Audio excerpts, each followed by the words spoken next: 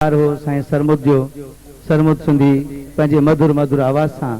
जेका रतीअपुर जी रिहाण रचाईंदो।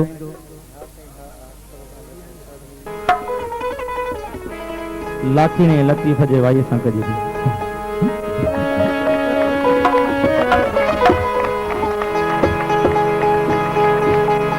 अलो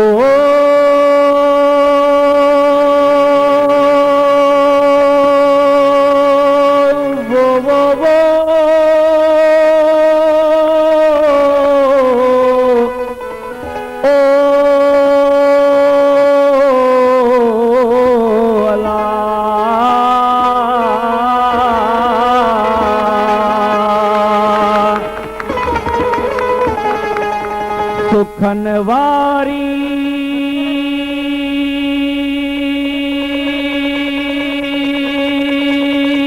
सद वो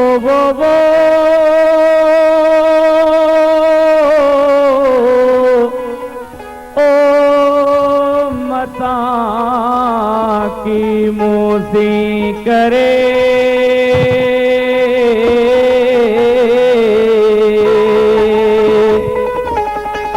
अंदर जनी अध वो ओ डूंगर से डोरी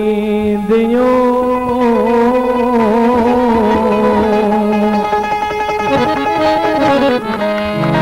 ओ बोली मुझी वो बोली मुझी बांभण्याणी अला हो नहा खान खटाणी बोली मुंदी नंढेड़े लाकू दुख ॾिठासु ओ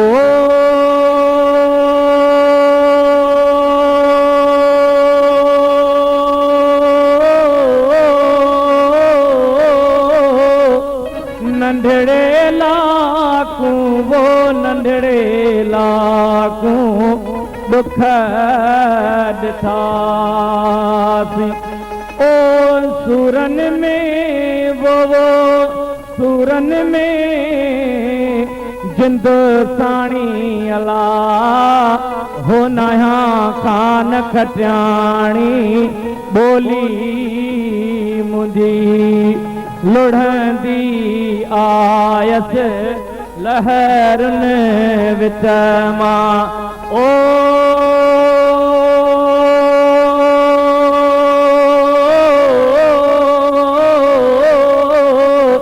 लुढ़ंदी आयस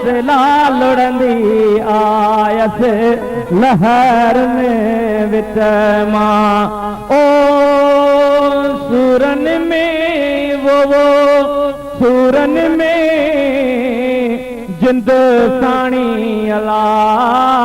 हो नया खान खटाणी बोली मुंहिंजी अधु यूं शाह लतीफ़ चए ओ